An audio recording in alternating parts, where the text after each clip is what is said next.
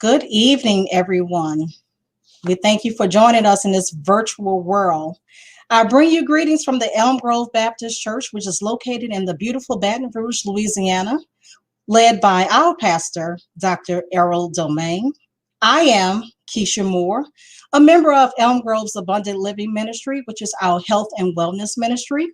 We are advocates for making certain that our community, as well as our churchgoers, are healthy and aware of what's going on in their lives. So, on behalf of the Abundant Living Ministry of Elm Grove, we would like to thank you, the viewers, for joining us. And we would also like to thank our panelists for joining us this evening as well.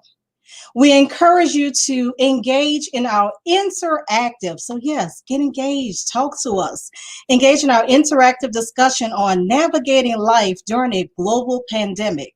We understand that these are unprecedented times, which may cause a great strain on your mental as well as your emotional state of well being.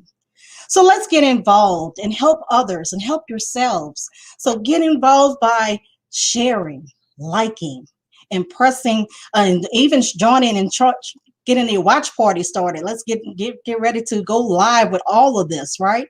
So we thank you for joining us with this. To continue, and good evening, everyone. To continue, we have our lovely host this evening. We have Miss Reagan Carter. I would like to introduce Miss Carter to you all. She is the owner as well as founder and lead consultant of the Brainstorm Agency. She is a graduate of the Southern University, located right here in Baton Rouge, Louisiana, where she obtained her Bachelor of Science degree in social work, as well as she has graduated from Tulane University, where she obtained both her Master of Social Work degree and a Master of Public Health degree. Ms. Reagan provides consulting services to multiple agencies, governmental agencies, on public health policy issues, as well as public affairs. Ms. Reagan is passionate about social and racial justice and is particularly interested in health disparities impacting women of color, communities of color, and working to engage faith leaders in public health and social justice advocacy. I must also state that she is also a member of the Alpha Kappa Alpha Sorority Incorporated. So we welcome you, Ms. Carter, and we will turn it over to you. Thank you. Thank you so much for having me as the host. I'm really, really excited to be here. I am a member of Elm Grove Baptist Church, so this is a distinct honor to be a part of this with our church. I have the pleasure of being the host. I'm going to first introduce all of our panelists, and then we'll move right into our program. As Ms. Moore mentioned, we encourage everyone to be active and participate. The first panelist that I will introduce is Mr. Harry Turner. Mr. Turner is a licensed clinical social worker whose work experience includes employment in a mental health department of a multi-level security state correctional center, the emergency department of a major nonprofit hospital, and a major community mental health center in Baton Rouge. He currently works out of his private practice in Baton Rouge, Louisiana. Mr. Turner has a wealth of accreditations, including a certified mental health integrative medicine provider, certified cognitive behavior therapist, and many, many more. We're excited to have Mr. Turner to join us tonight. Next, we have Ms. Daphne Olivier. She is known as the unconventional dietitian. She is from South Louisiana. She has a BS in dietetics from the University of Louisiana at Lafayette and completed an internship working with beloved veterans of the country. Ms. Daphne has worked in rural hospital cafeterias and rehab people after major heart surgery or vehicle accidents. She recently completed a certification to become Louisiana's first and only integrative and functional nutrition certified practitioner, which gives her the tools to help to get the root of the challenges that challenge us all. We're also really, really excited to have Mr. Myron Daniels. He is the deputy chief in the Baton Rouge Police Department. He is a 22-year veteran with the Baton Rouge Police Department. He also currently serves as the chief of staff.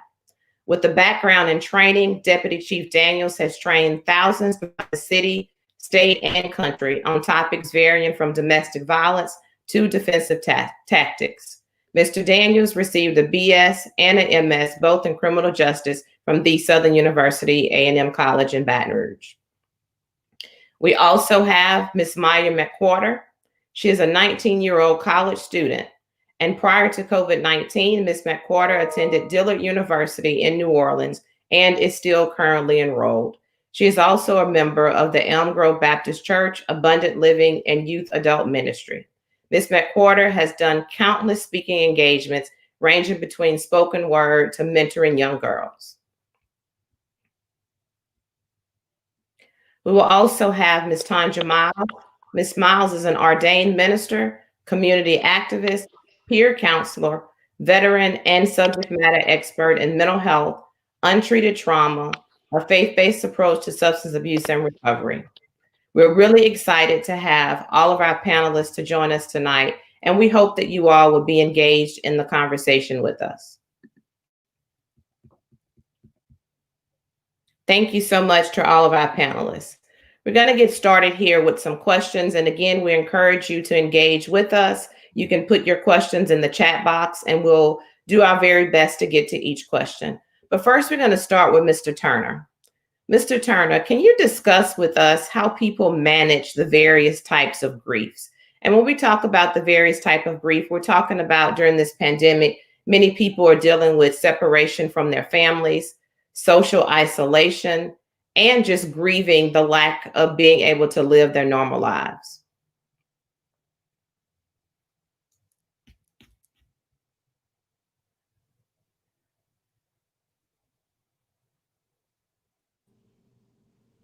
Uh-oh. Am I okay? Sounds like I'm unmuted now. All right, thank you, Mr. Turner. All right. Awesome sauce. Okay. So real quick, you said, how do people manage? I just got to throw this out here real quick. If you can go to www.whenharrymetdaphne.com, we actually have a podcast. Miss Olivia and I, we actually have a podcast that speaks to a lot of these things. And one of the podcast episodes we just did was on grief. So as far as management is concerned, I know that we're pressed for time. So real quick, how much time do I have? Because that depends on how much I'm gonna put out there for you. How much time do I have? You have about 5 to 7 minutes for this question. 5 to 7 minutes. All right.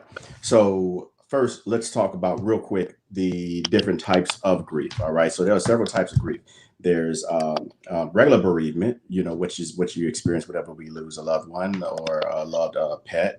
But there's also complicated grief, and you want to be mindful of when it becomes complicated. Complicated grief simply means is that it has gotten to the point to where it impedes some level of functioning, be it social functioning, be it occupational, but it's starting to impact you outside in the way that you interact with your environment. So you want to pay attention to that. And the symptoms can be as mild irritation all the way to severe symptoms such as hallucinations.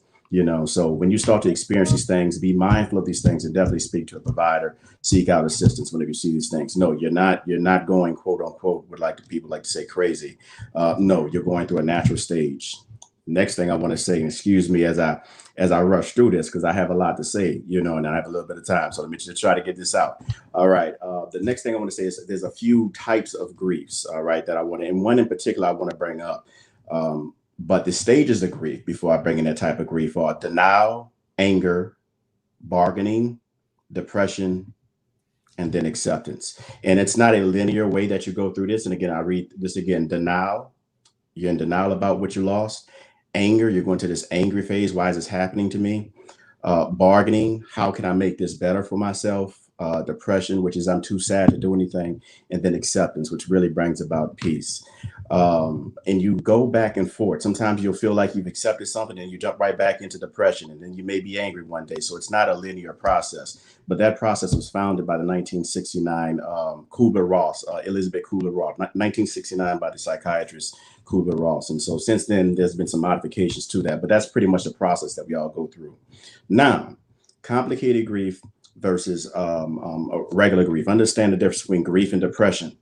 Grief is a natural process. anytime we lose something that is valuable to us, or anytime that the mind even experiences change, it's scared. The mind becomes scared because it's always in this state of trying to maintain its own survival. And so since it's always in that state, when things begin to change and things become unfamiliar, it feels that it is unsafe, and so the mind has a natural grieving process that it must go through in order to accept that this is the new reality, that this is the new normal. Okay, so how do you process that? Again, I got like 2 minutes left.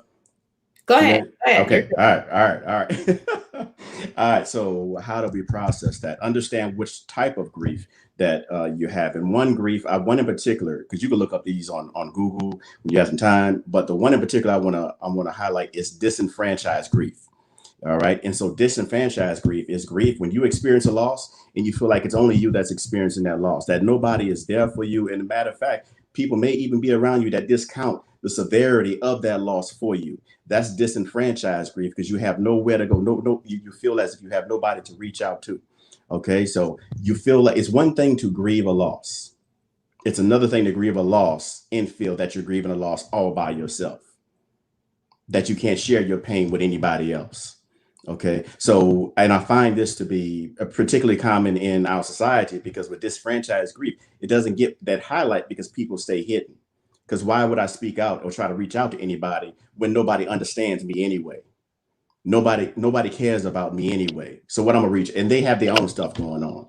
So that, and also understand complex grief also, since there's so much change and many deaths. We passed 300,000 lost lives due to COVID-19, recently. And I myself personally have had several family members that we've lost. And so understand that there's complicated grief going on out there too. And so it's very common for us to get into the zone of, well, they going through their thing, so I don't have, I'm gonna hold on to mine. Everybody going through something.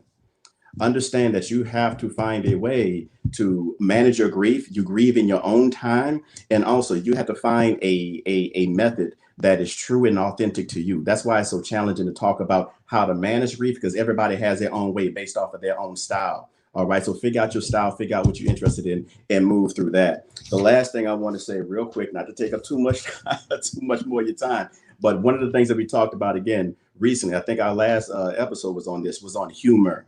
And I want to just read the definition of humor real quick for you. Humor is the quality of perception, perspective, and attitude towards life that enables you to experience joy even when faced with adversity. See, many of us, whenever we're grieving, we hope that we believe that the removal of the adversity is what will bring us peace. But it's not. It's this ability to tune into what it is that you need at a specific time and to address those needs that bring about that peace. And radical acceptance is a practice, it's a virtue. Look that up. Please look that up and begin to develop that skill of radical acceptance, because radical acceptance, what that does is it looks at what is instead of what we want it to be. We release those wants. For those of y'all in the church, y'all know the Lord is my shepherd, I shall not want, the 23rd Psalm. You let go of your wants, because when we hold on to our wants, that causes more suffering. It's when we let go of those wants and we accept exactly what's in front of us that now we can actually move forward and figure out a game plan. But we can't figure out a game plan as long as we hold on to our wants. So we got to let go of those wants so that we can move forward and begin this healing process. And again, take your time with it. Understand that your pain is subjective to you. And no, nobody may not understand exactly the pain that you're going through to the extent that you're going through it. But understand that other people have gone through that same thing, and they do experience those same thoughts that you have, that you think only you that you're only thinking. So reach out to people, reach out to, first off, professionals, and get you some humor in your life.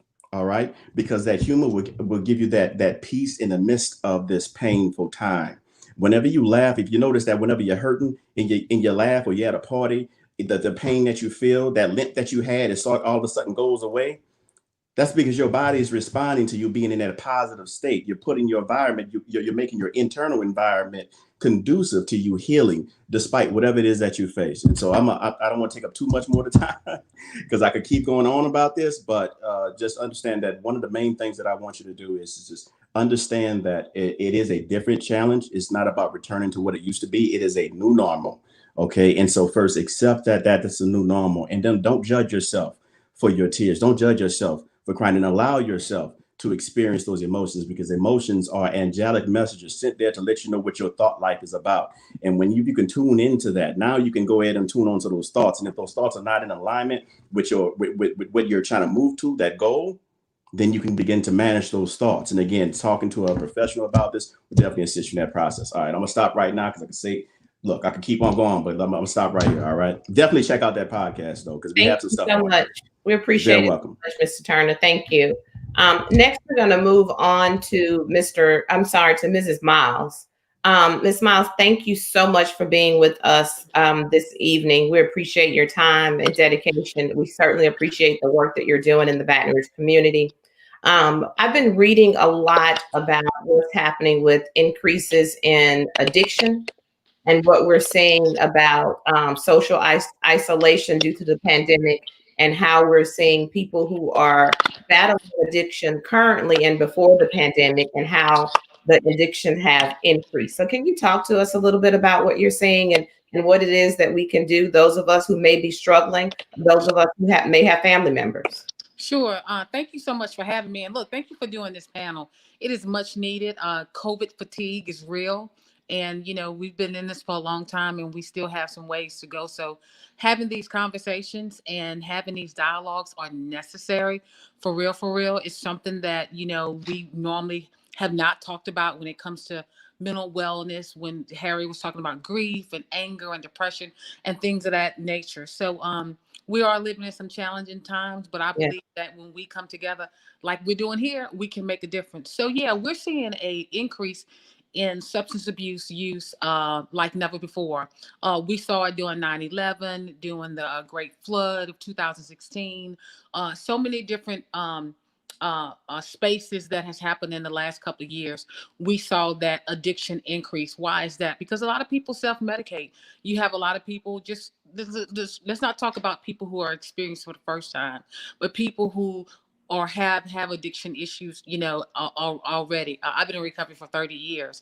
And I know that, you know, during crisis and times like this, you know, a lot of times people want to self-medicate because they are experiencing depression. They are experiencing anxiety. And that is real. Those are real emotions.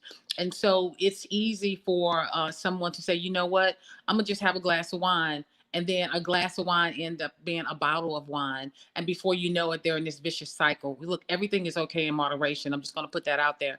But, you know, when people find themselves self-medicating because they want to calm their nerves, or I'm feeling some kind of way, or like Drake said, I'm in my feelings, and they're trying to mask those feelings instead of deal with them or just talk about them, it's easy to just, you know what, let me just, you know, just get me a, you know, a drink, or, you know, let me just take something. There's nothing wrong with taking over the, you know, medication that's, you know, over the counter, or going to your healthcare provider to get that.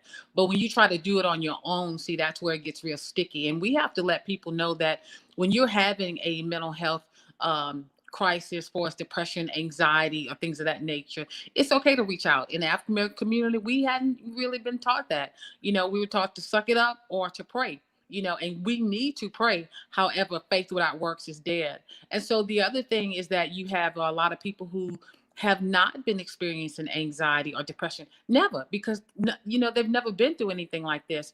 And so it's easy to say, you know what, I'll just take something to make me sleep. I'll take something to calm my nerves or to help me through this. And so what we're seeing is that people are self-medicating more.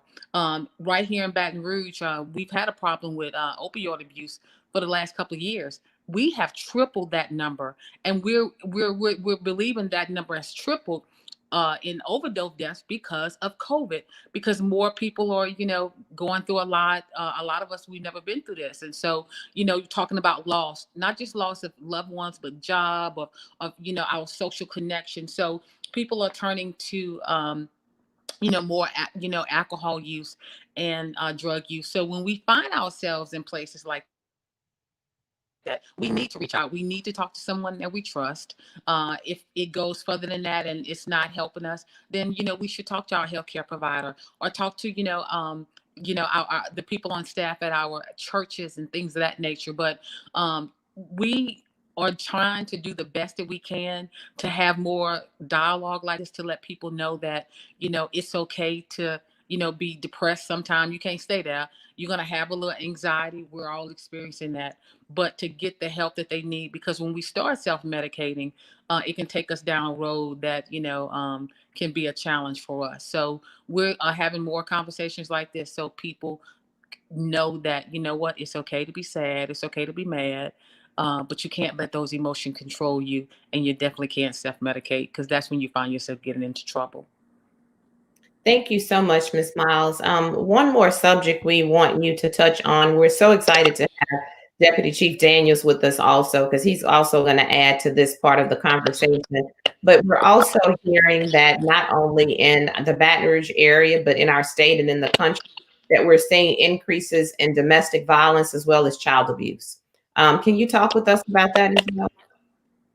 Yeah, and I know, like I said, I've been knowing, the deputy for a long time, and the work that, EBR is doing, especially the data that they have, y'all. I'm telling you that the data that they're pushing out, to me, is just a game, changer for our community, because I believe that we need to be led by what the data is saying. And so the data is saying that domestic abuse has skyrocketed. And what we're contributing that to is that, a lot of people used to have a community where they can probably talk to someone, but they're not having that, anymore. And so, people are staying with people who are hurting them. They're perpetrators because they feel they don't have anywhere to go. They don't have those safe spaces to go to, like on their job or to churches or things of that nature. So they feel confined. So they're kind of stuck, if you will.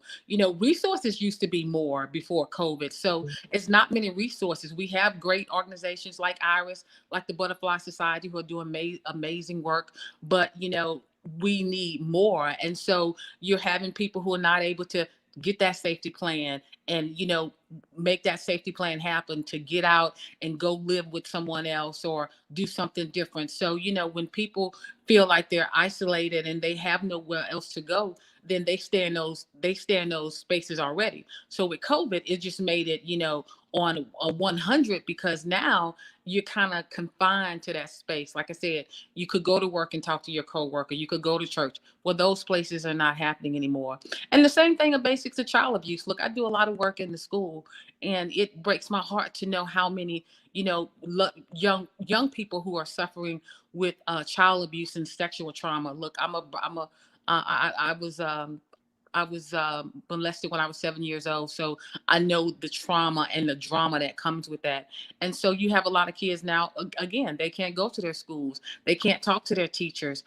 They can't talk to the social workers that are school-based there. So they're having to stay in that environment where they're, receiving a lot of harm. So we're doing everything that we can. BRPD, like I said, the Butterfly Society, we're doing everything we can to pool our resources together to give people the help that they need so they can get out of those situations and they don't end up, losing their lives.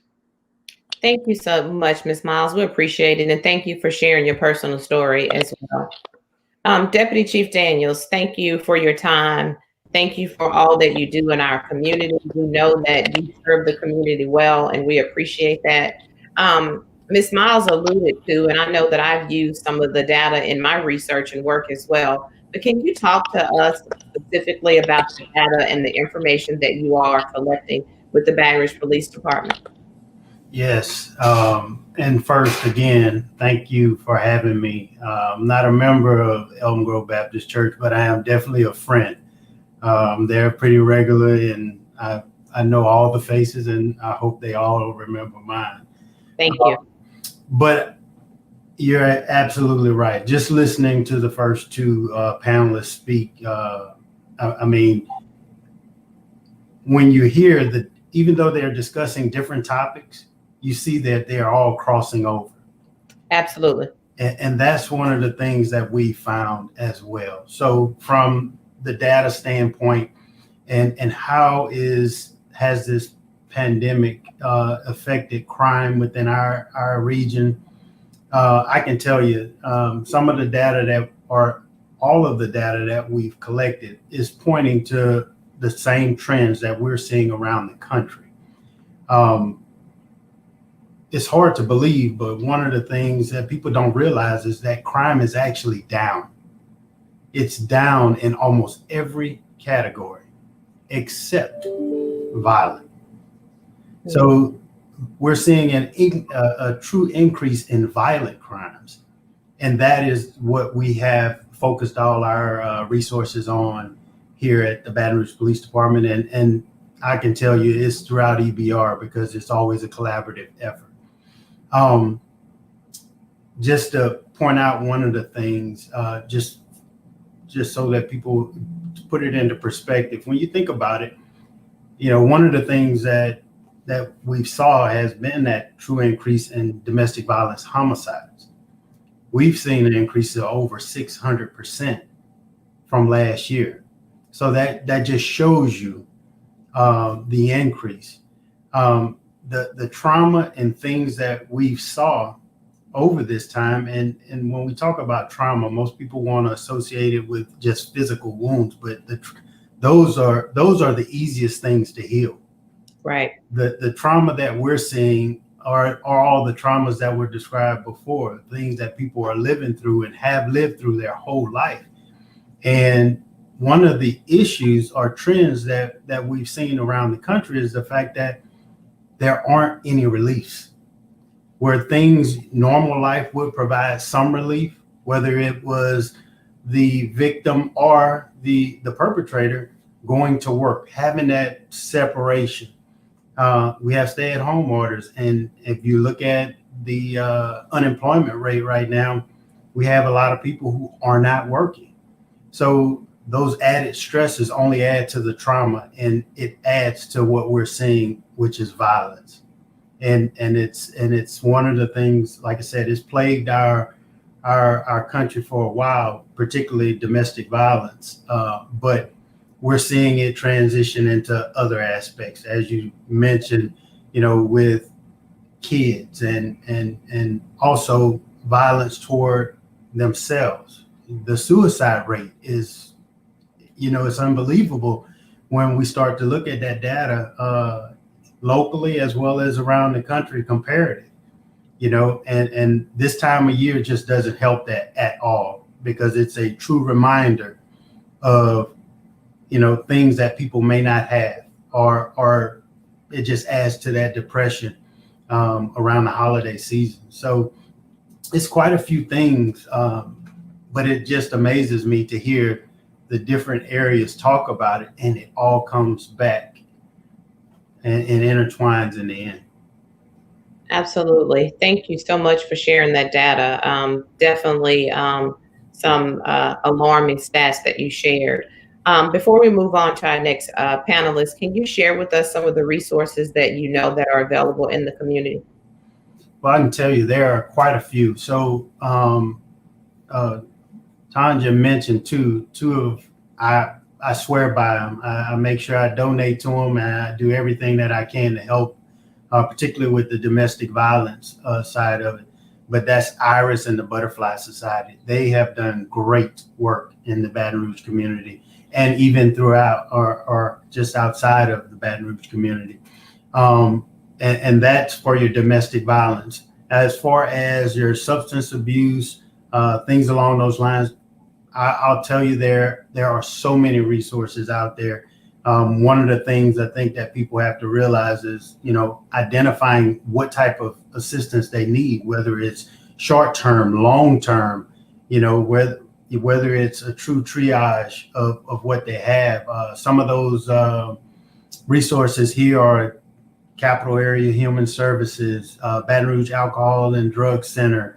Like I said, it's just so many out there, not wanting and definitely not endorsing any, but just to put it out there. And then from the mental health side of it, you have professionals such as Brother Turner that's on the call, a great resource.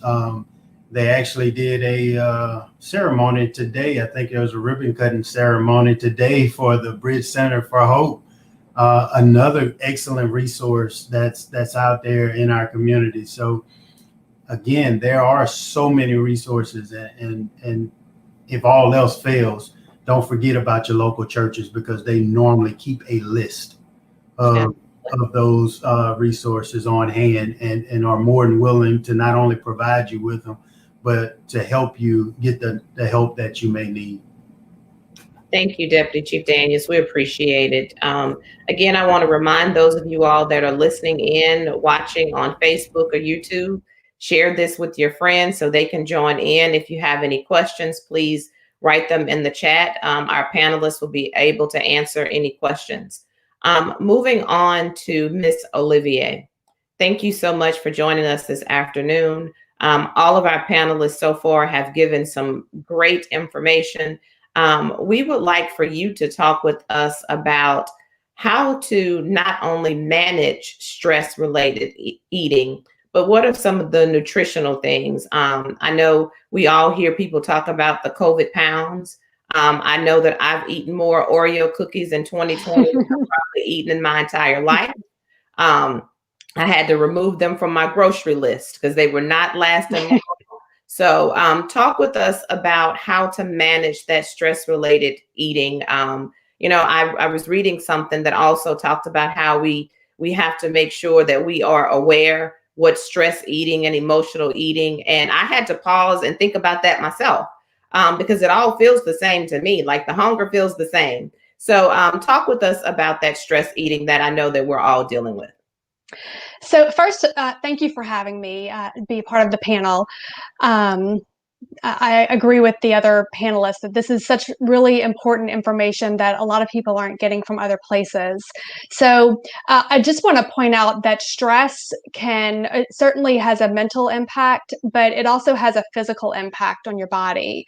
So sometimes under high stress conditions, it may reflect and show up in itself as being some digestive issues where you feel like maybe your reflux that you maybe dealt with every now and then has significantly increased. The way that your bowels work may change. It can be reflected in fatigue when you're feeling like you just can't get enough sleep, you're overly tired, you never feel rested. Pain issues can also be reflected during high stress times. So something that may have been painful every once in a while is now much more painful. Insomnia certainly can play a role, chest pain. So these are all physical symptoms. We know that mental health is a part of stress, but these are physical ramifications of stress that is happening over time. And it's whenever stress doesn't let up, it can definitely turn into, it's very socially accepted to do stress eating. So we have access to food all the time for a lot of people. And just like you mentioned, Ms. Carter, when sometimes we can't define what the difference is between physical hunger and emotional eating. So one of the a telltale sign of physical hunger is when physical hunger comes on, it usually comes on and then it will fade away. Whereas whenever there's stress eating that comes on, you feel like you want to eat right now and it doesn't go away. You have a craving for something that like Oreo cookies and you just can't get it out of your head. You can't stop thinking about it. And so that is a sign that it is an emotional response rather than a physical hunger. So like I said, physical hunger kind of comes and goes until eventually you'll start feeling it in your stomach. Sometimes you start feeling it, maybe feel a little woozy or feel uncomfortable in your head. But it comes and goes and it gradually progresses, whereas stress eating comes on and it feels like it never goes away. And I would say that also that translates also into alcohol. So just like Ms. Miles was saying, that sometimes alcohol becomes something that you have just to calm the nerves a bit, and then next thing you know, you're a bottle in, or you have had an alcoholic beverage, multiple beverages, several nights in a row. And so these are all just some ways that you're self-medicating. And so food is definitely something that we self-medicate with. It's certainly important to recognize the triggers. So sometimes whenever it's something that's big and overbearing, so certainly being quarantined for what feels like months now, kind of come and go in quarantine, is certainly a stress. And when that stress is ongoing for long periods of time, it can create some physiological symptoms. So the stress in and of itself can increase your cortisol levels, which is your stress hormone. Stress also can increase and affect your hunger hormone. So there are two hormones, leptin and ghrelin, that kind of regulate your feelings of hunger and satiety, and stress can really play a big role in dysregulation of all of your cortisol, your leptin, and your ghrelin hormones. So not only is it a mental health issue, it's a physical health issue. And then if stress is left not tended to, then it turns into, the stress eating, the stress alcohol, all of those things can come on pretty quickly. So one of the most first things that you can do is to identify your triggers. So if you know that whenever you start feeling symptoms or start feeling sadness, that's one of your triggers, then being able to identify that and maybe pick up the phone and call someone. So calling someone in the church, calling a family member, calling a friend to, while we can't hang out with those people anymore and we can't be social with them, just being able to listen to them and have conversations. And like Harry was saying, find something to laugh about with your family members or with your friends, even if it is over the phone. You can also some things like you mentioned with your Oreo cookies, it might be best not even having around, not having those available for you. That's a pretty easy way to make sure that you're not going to start eating on those things, but also doing things to just kind of alleviate stress as best you can. So praying for sure, meditation, going for maybe like a walk, a stroll outside so you can get some fresh air. These are all things that you can do to help just kind of manage the stress. So it's hard to say. We don't know when all of this is going to go away, and our life as we knew it will likely never be the same. But being able to move through stress is while we're going through it is also really important too. Thank you so much. We appreciate that. I want to ask you a follow-up question about other things that we can do that will help our nutrition. Talk with us about, we hear a lot about the fruits and vegetables that enhance us with our stress and our emotions. Can you talk with us a little bit about those? Sure. So I would say there are several nutrients, and remembering, and I have to say this a lot because I think even myself, sometimes we forget that the reason that we're supposed to be eating is to help nourish our body and to give our body the nutrients that it needs so that it feels better mentally, but also feels better physically. So in the midst of all of this COVID stuff, there are three things that I think are really important. So I'm going to get to your question, but three things that are important to help with if you were to get infected with the COVID-19 virus, that are going to help your immune system to be able to fight it off. And we're not hearing enough about this in our local media coverage, but three nutrients. Vitamin D is a big one, and there have been multiple studies that show that increased blood levels of vitamin D it won't prevent you from getting the virus, but it can decrease the effects of the virus. And so vitamin D is measured in what's called IUs, or international units. So I do recommend that everyone start taking vitamin D anywhere from 2,000 to 5,000 IUs daily.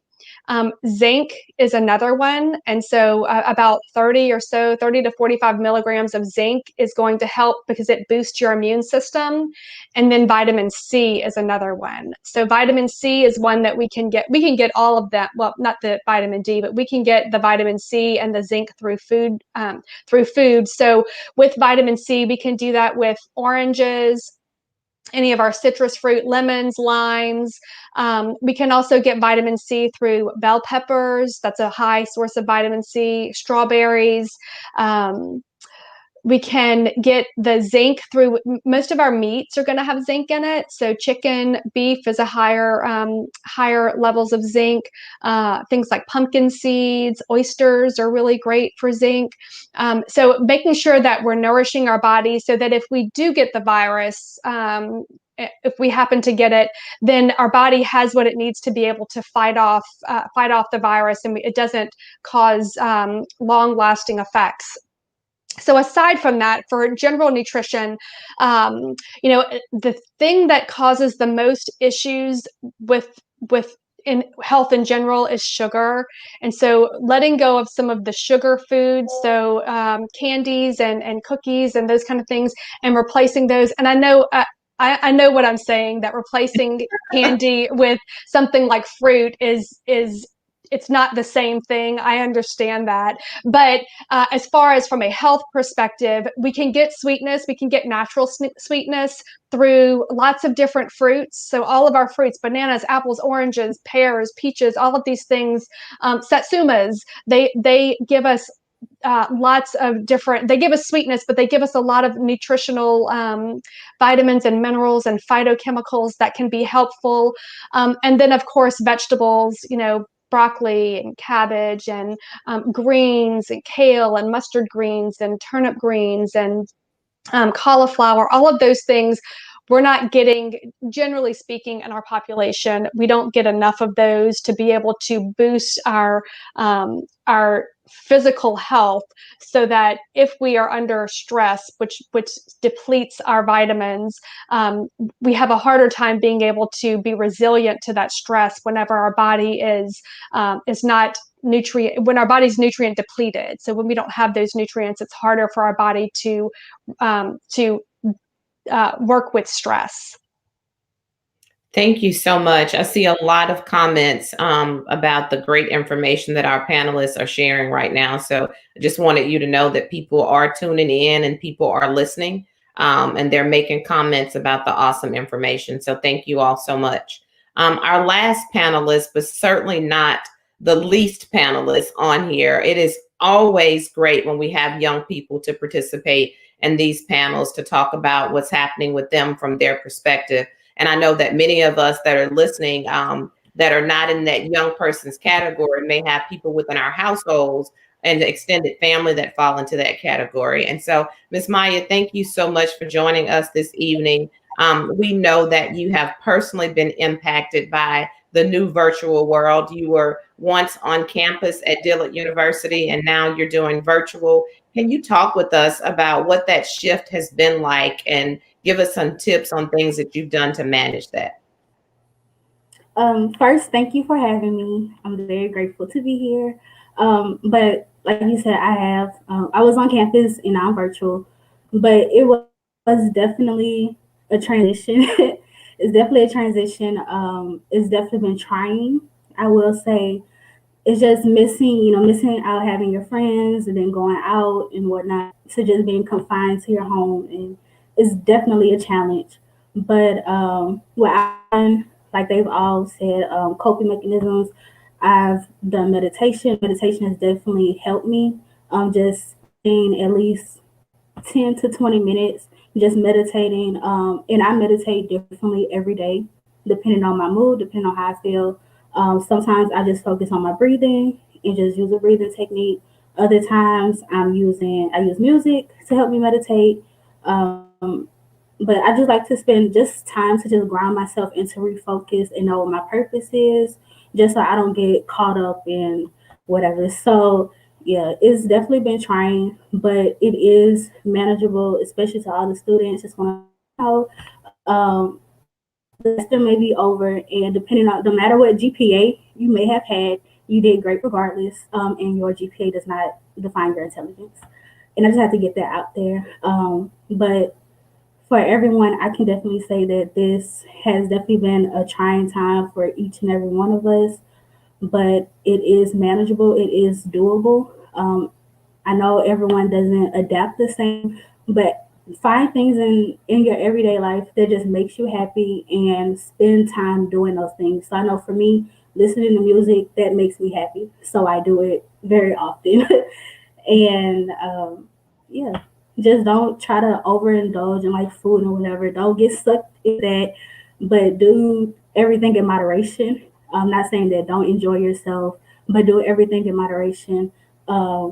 If you go out, please be, of everyone around you. Please be cautious of everyone around you.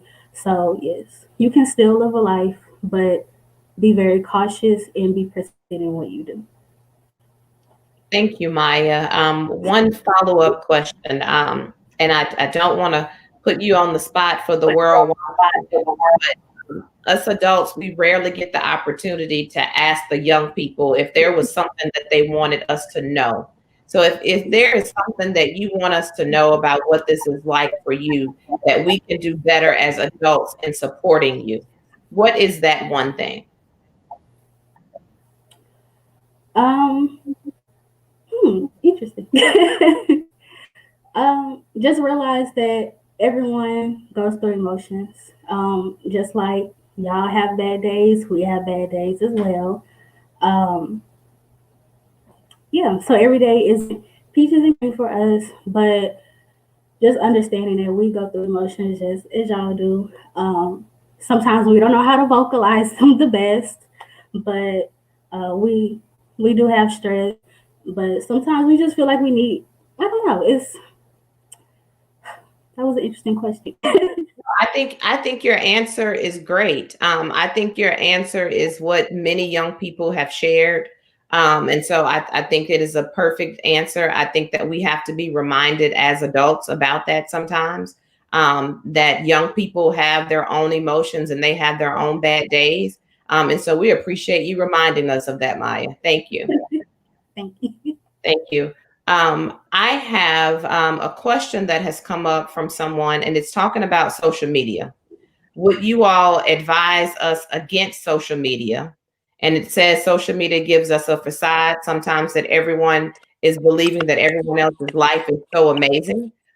So what would be your advice on social media? And I'm actually going to open that up to any one of our panelists who wants to answer.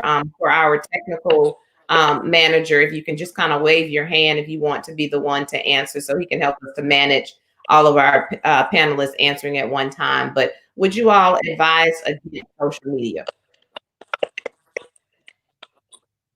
Okay, Mr. Turner. Okay, real quick, my advice on social media is to refrain as much as possible. It has been one of my Achilles tendon as well.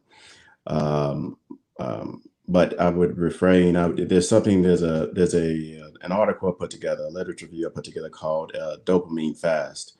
And Facebook, social media in particular, gives you this false sense of connection. It's pseudo connection, but it's still empty. It's like eating fake food. It doesn't give you the nutrition that you're actually seeking. Know what it is that you're seeking before you go and try to find a solution to it. So if the solution is connection, then you find out what is the most feasible way with the least amount of resistance that you can form a true, authentic connection with somebody else based off of your values. Because ultimately, our values are the closest thing that represents who we are in this place of isness, where everything is in this 3D dimension. So as far as social media is concerned, what I would say is try your best to stay off of it unless you absolutely have to deal with it. And if you have to deal with it, do it in moderation. And if you are ticked off, log out of your account immediately and just come back whenever you come. Because whenever you're ticked off, you most definitely will say some stuff that you will wish you had not done. And once it's out there, it's out there. That's the thing about the internet, is that once it's out there forever. Even if you delete it, it's out there forever. So as far as pulling up skeletons, I'm pretty sure young Maya right here, she doesn't want any of her in the middle of an emotional pouring out on Facebook. I'm pretty sure she didn't want that brought up when she runs for president. I know you're running for president, Maya. I see it in your face. But you just got to be mindful. Don't react during times of extreme stress. The word for the year, and this is something that I looked up and that I'm keeping in mind, and I'm telling my family members so I can be held accountable. But the word for the year for 2021 for me is equanimity. which is the ability to maintain cool, calm composure under immense distress, during times of immense distress. And most certainly a lot of adapting we all gonna have to do too. So that stress is there, you know. So yeah, my answer is try to minimize. Thank you, social Mr. media Turner. Any of our contact. panelists would like to add to that about social media?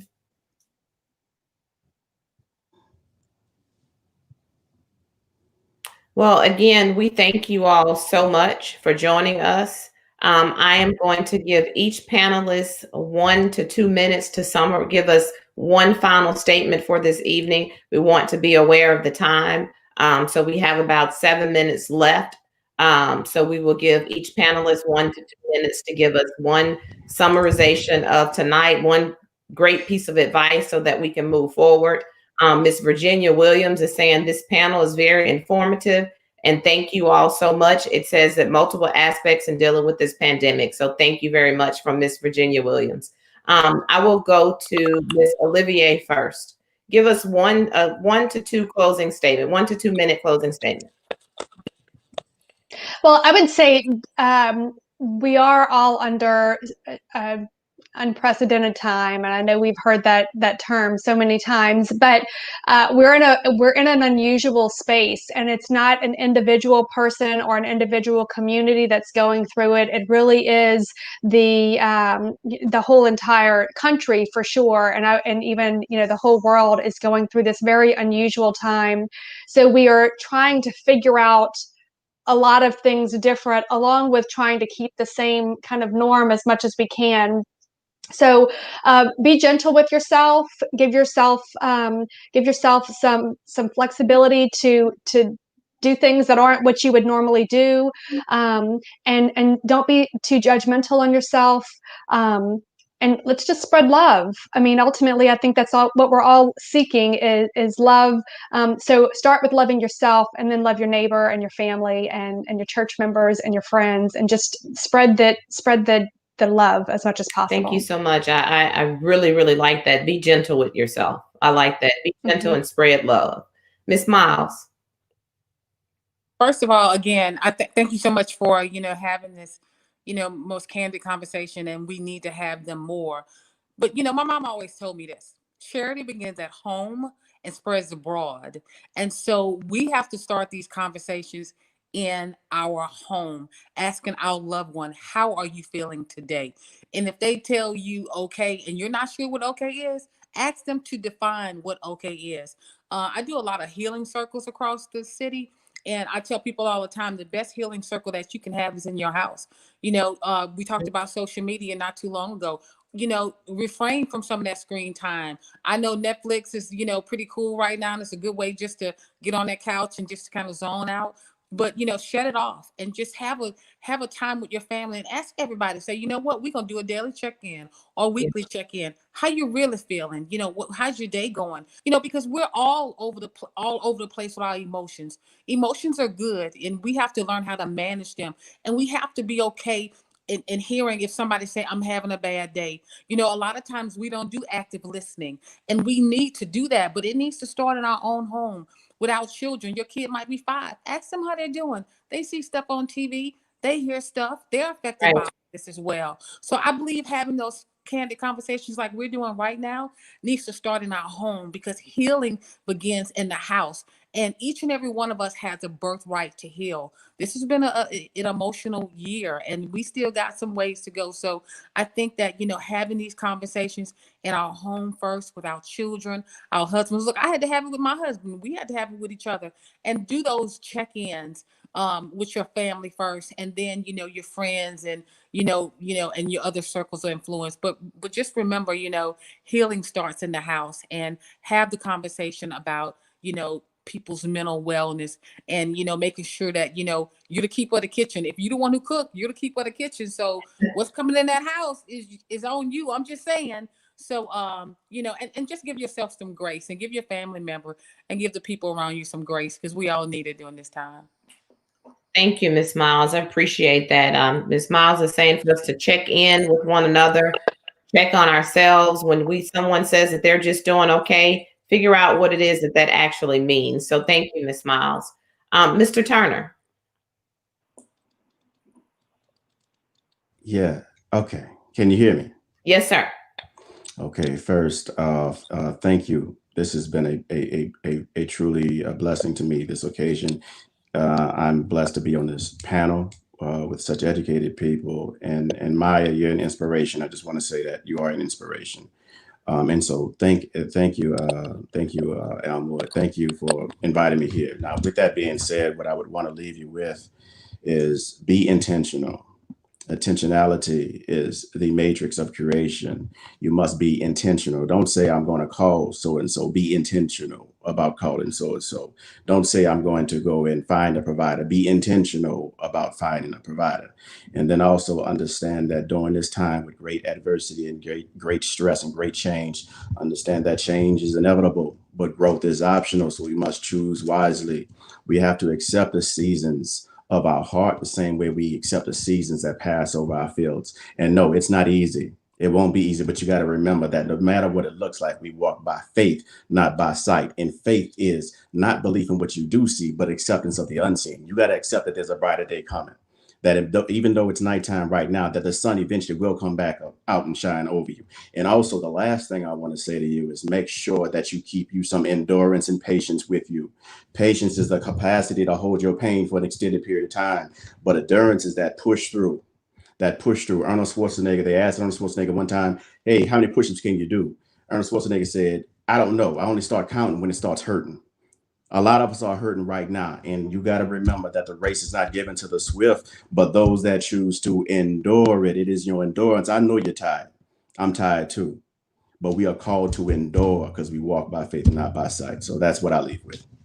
Thank you so much, Mr. Turner, reminding us about faith, patience, and endurance. We appreciate it. Miss Maya.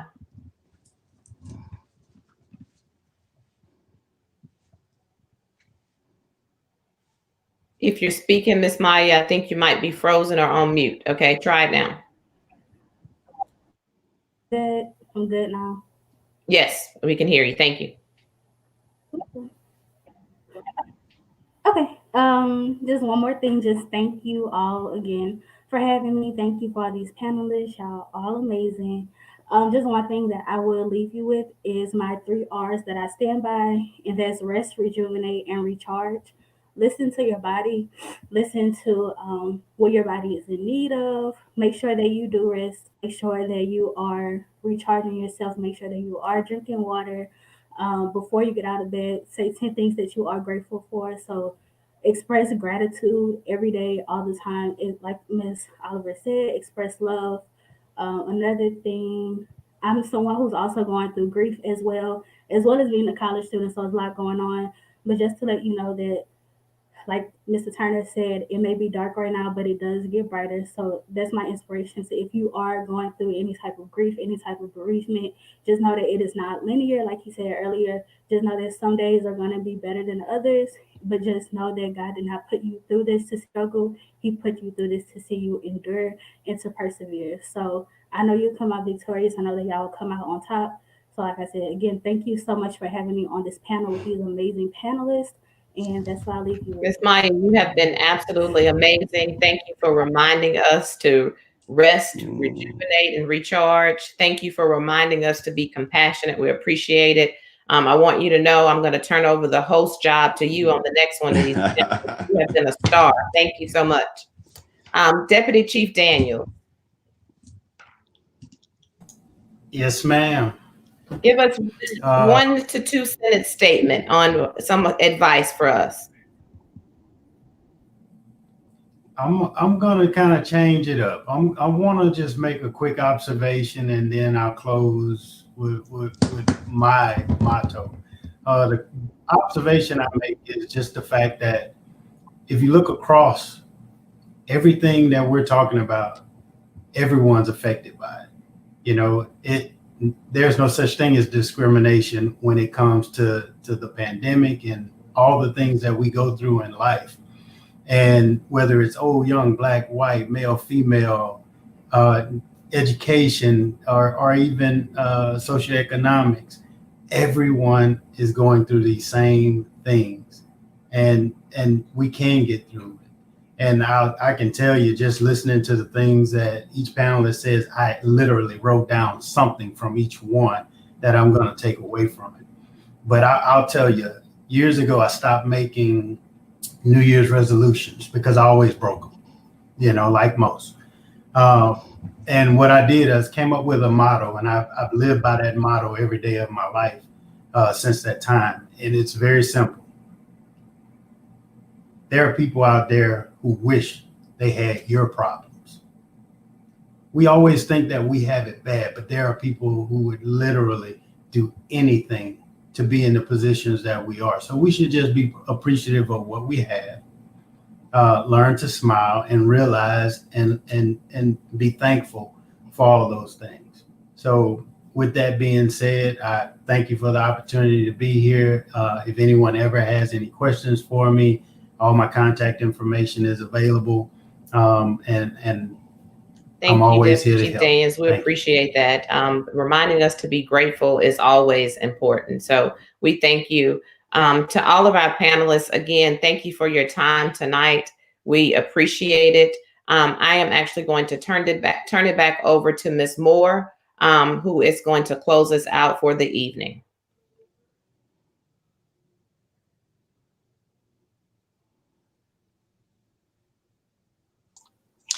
Our panelists, I don't know what to tell you. Let's just know that on the back end, I became your tech support back here. But I want to tell you all, thank you so much for joining. Thank you so much for giving us all this inspiration. Ms. Olivier, oh my goodness, the COVID-19, and what to eat. I'm a nurse and I know what I'm supposed to do, you know, but still the stressors of that comes into play. I have students on here that's watching. So I do want to express to them as well that listening to all of this for this everyday life, the stressors of going to school, the stressors of dealing with life in general.